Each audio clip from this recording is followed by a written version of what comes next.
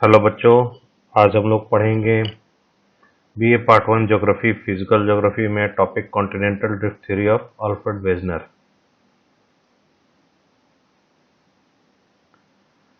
Alfred Wegener साहब ने 1922 में ये थ्योरी दी थी।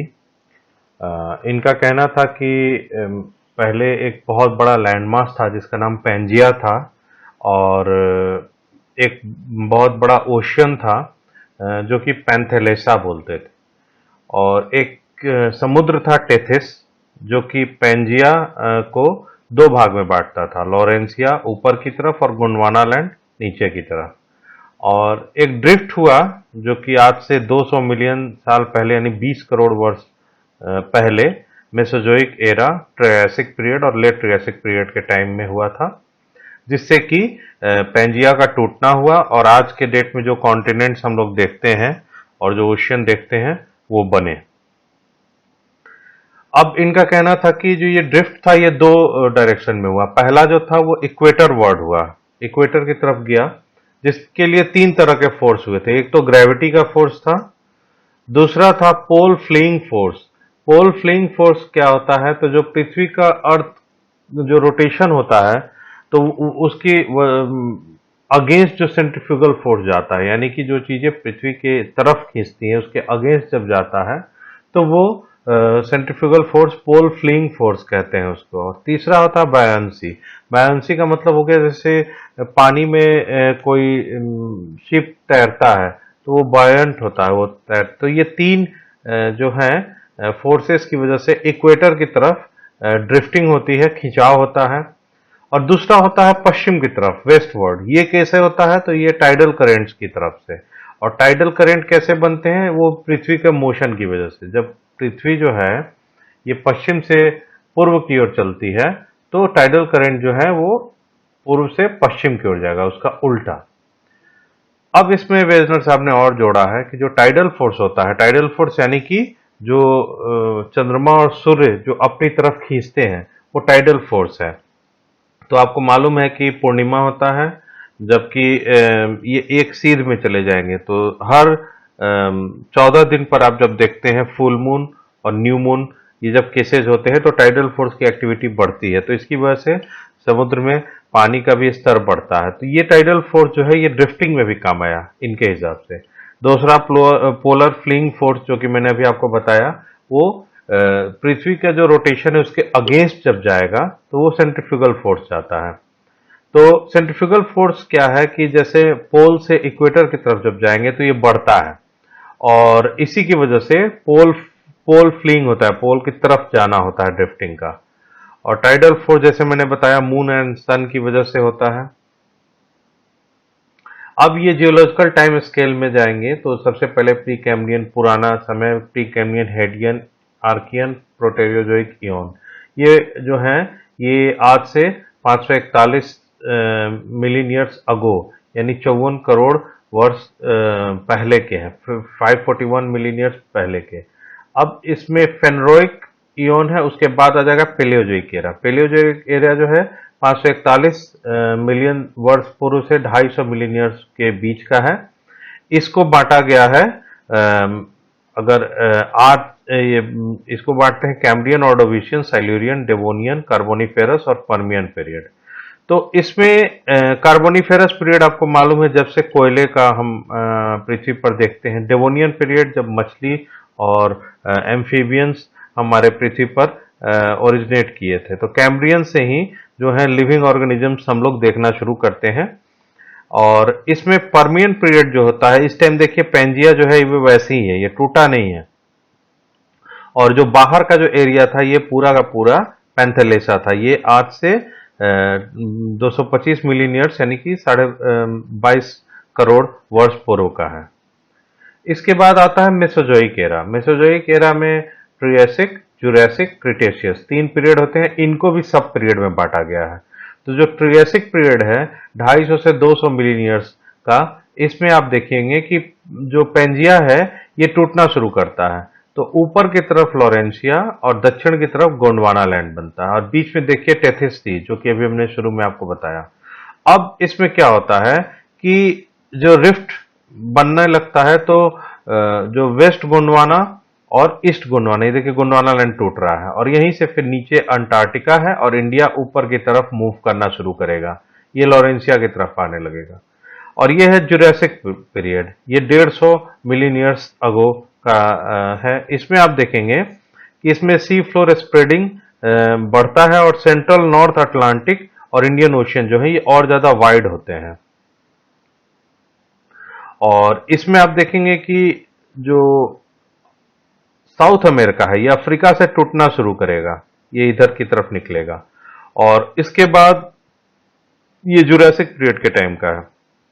इसके बाद लेट क्रिटेशियस पीरियड आएगा जिसमें मेडागास्कर जो है ये अफ्रीका से निकल जाएगा और इंडिया जो है ये ऊपर की ओर मूव करता रहेगा, ऑस्ट्रेलिया ईस्ट की तरफ मूव करता रहेगा, अंटार्कटिका अपनी जगह रहेगा। इसके बाद है अभी का सिनोजोइक एरा। सिनोजोइक एरा के टाइम में आप देख सकते हैं इंडिया कैसे मूव करते हुए ऊपर की तरफ यूरेशियन प्लेट में आके मिलता है।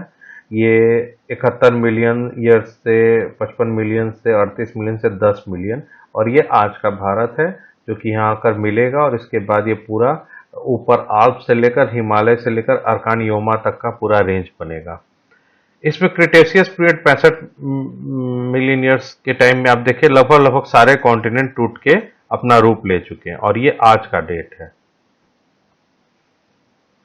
अब कॉन्टिनेंटल ड्रिफ्ट थ्योरी के लिए क्या क्या एविडेंसेस हैं, तो पहला है apparent affinity of physical features, यानी अभी इसको बताएंगे कि कैसे जो ये आप देख सकते हैं कि साफ देखने में लग रहा है कि साउथ अमेरिका जो है ये अफ्रीका से निकला था, ये अरेबिया जो है ये टूटा है, थोड़ा टूटा है, कुछ जुड़ा है, इंडिया यहाँ से निकला, अंटार्कटिका है, ऑस्ट्रेलिया। तो ये फिजिकल फीचर्स देखने में लगते हैं कि एक दूसरे में जुड़े रहे होंगे। दूसरा है मोटेनिकल एविडेंस, उसके बाद है placer deposits, tillite deposits, polar wandering, distribution of fossils and rocks of same age across the ocean. इसको हम एक एक करके डील करेंगे। तो ये पहला है apparent affinity of physical features, जिसमें कि अलग अलग फीचर्स कैसे एक साथ जुड़े हुए थे और बाद में अलग हुए। अब इसमें जैसे कि मैंने अभी बताया कि ब्राजील साउथ अमेरिका ऐसे लग रहा है कि जैसे कि गिनी, गल्फ ऑफ गिनी अफ्रीका में यहाँ लगा रहा होगा किसी जमाने में। इसी तरह से ग्रीनलैंड जो है ये ऐसे लगता है कि एल्समियर और बैफिन आइलैंड कनाडा के साथ जुड़ा था। इसी तरह से भारत, मेडागास्कर और अफ्रीका ऐसे लगते हैं कि कभी एक साथ जुड़े हुए थे। फिर नॉर्थ और साउथ अमेरिका ऐसे लगता है कि अफ्रीका और यूरोप से अलग हुए हैं, इस डायग्राम में नहीं है। और उसके बाद फिर आप देखेंगे कैलेडोनियन एंड हेरकेनियन माउंटेन जो है यूरोप के, वो ऐसे लगता है कि अपलेशियन ऑफ यूएस की कंटिन्यूटी में रहे थे। ये आप देखिए ग्रीनलैंड ऐसे लग रहा है कि ये यूरोप के ऊपर के पार्ट में ये जुड़ा रहा था और ये स्कैंडिनेवियंस ये पूरे के पूरे अपलेशियन से जुड़े रहे होंगे। उसके बाद आप देख सकते हैं ये पुराने ओल्ड माउंटेन चेन जितने भी दिख रहे हैं, ये साफ लग रहा है कि ये कभी एक साथ थे फिर बाद में अलग हुए हैं। अब इसका क्रिटिसिज्म क्या है? पहला तो ये है कि जो कोस्ट लाइन्स होती हैं, जो इतनी भी कोस्ट लाइन्स होती हैं, ये टेम्पररी फीचर्स होती हैं और ये चेंज होते रहती हैं। दूसरा कि ये जो फिटिंग का है ये और भी कई तरह के अनरिलेटेड लैंडफॉर्म में भी फिटिंग दिखाया जा सकता था। और दूसरा चीज कि जो पहाड़ होते हैं हमेशा जियोलॉजिकल एफिनिटी एक जैसे नहीं दिखाते हैं। और कॉन्टिनेंटल ड्रिफ्ट थ्योरी को अगर माना जाए तो फिर इंडिया का पोजीशन बहुत ज्यादा साउथ में है, तो वो थोड़ा सा वो भी डाउटफुल लगता है। इसके बाद एक और जो है वो है पोलर वॉन्डरिंग का। ये एक बताता है कि जो पोल्स हैं ये अपना स्थान बदलते रहें, तो ये तो प्लेट टेक्टोनिक्स भी बताता है। तो पोल शिफ्ट हो सकता है पर इसकी वजह से कॉन्टिनेंट शिफ्ट हो ये कोई जरूरी नहीं। उसके बाद है बायोलॉजिकल एविडेंस, जैसे कि ग्लोसोप्टेरिस वेजिटेशन जो है ये Carboniferous rock of India, Australia, south Africa, Falklands, Antarctica ये सभी में पाया जाता है। तो माना गया कि ये यानी कि एक साथ जुड़े हुए थे। क्रिटिसिज्म ये कह सकता है कि ये ऐसी जगहों पे भी पाए जा सकते हैं जो कि उस थ्योरी को नहीं जस्टिफाई करते हैं, जैसे अफगानिस्तान, ईरान और साइबेरिया में भी मिलते हैं। तो ये बोटेनिकल एविडेंस जो कि अभी हम लोग कह रहे थे, जैसे फॉसिल रिमेन्स जो है ये है साइनोगैंथस का, ट्रायसिक लैंड रेप्टाइल है, ये साउथ अमेरिका अफ्रीका है, ये पूरा इस जोन में। तो ये अलग होने के बाद भी इस जोन में मिलते हैं। इसी तरह कई इस तरह के फॉसिल्स है जो यहाँ भी मिलेंगे, यहाँ भी मिलेंगे। मेसोसॉरस का है, ये ग्लोसोप्टेरिस का जो कि हमने बताया कि ये पूरा इस टाइप से मिला, लेकिन ये अफगानिस्तान वगैरह में भी मिल गया। और ये जैसे इंडिया, अफ्रीका और मेडागास्कर, अंटार्कटिका का भी जुड़ाव, ये आपको लिस्ट्रोसॉरस है, ये मिल रहा है। तो इस तरह के बॉटेनिकल एविडेंसेस मिलते हैं जिससे पता चलते हैं कि ये एक साथ जुड़े हुए थे। वही अभी हमने बताया। फिर जैसे लेमुर है, ये इंडिया, मेडागास्कर, अफ्रीका में पाया जाता है, और मेसोसॉरस का भी हमने बताया आपको। उसके बाद एक एविडेंस है कि rocks of same age across the ocean, जैसे एंशियंट रॉक जो है 2000 साल, मिलियन साल पहले का ब्राजील का और वेस्ट अफ्रीका का एक साथ है। तो इसका क्रिटिसिज्म ये है कि rock of same age other जगहों पे भी पाए जा सकते हैं। फिर टिलाइट्स डिपॉजिट्स में अगर देखा जाए तो जैसे टिलाइट डिपॉजिट्स क्या होते हैं, तो ये सेडिमेंट्री रॉक्स होते हैं जो कि ग्लेशियर्स में पाए जाते हैं। तो ये भी पाया गया कि गोंडवाना सिस्टम का India, Africa, Falkland, Madagascar, Antarctica, Australia में एक जैसे हैं। लेकिन इसका क्रिटिसिज्म ये है कि इस तरह का रिजेम्बलेंस अदर प्लेसेस में भी पाई जा सकती है। फिर प्लेसर डिपॉजिट्स, जैसे कि सोना कहाँ पाया गया, और सोना के जो चीज में जिस गोल्ड बेयरिंग वेन्स जो हैं, तो ये थोड़ा इंटरेस्टिंग है कि जैसे घाना कोस्ट में सोना मिलता है लेकिन उसका सोर्स जो है ब्राजील में मिल रहा है। तो ये कहीं ना कहीं इनका जुड़ाव बताता है। अब इसकी थ्योरी की क्रिटिसिज्म बहुत हुई है। पहला कि अगर ऐसा है तो वेजनर साहब ने ये नहीं समझाया कि मेसोजोइक एरा में ही ये क्यों ड्रिफ्टिंग शुरू हुई, उसके पहले क्यों नहीं हुई। क्योंकि tidal force, polar fleeing force, ये सारी फोर्स पहले भी थे। और उसके बाद फिर एक बात कहते हैं कि इस थ्योरी में ओशियंस की ये बात नहीं कर रहे हैं। फिर इसमें प्रूफ्स बहुत ज्यादा एजम्पशंस और जनरलिस्टिक बातों पर प्रूव करते हैं। फिर जैसा कि हमने बताया कि बायोंसी यानी कि पानी में तैरना, टाइडल करंट जो कि समुद्र, सूर्य और चंद्रमा के खिंचाव से होता है, और ग्रेविटी, ये इतना मजबूत नहीं है कि कॉन्टिनेंट्स को मूव करा पाए।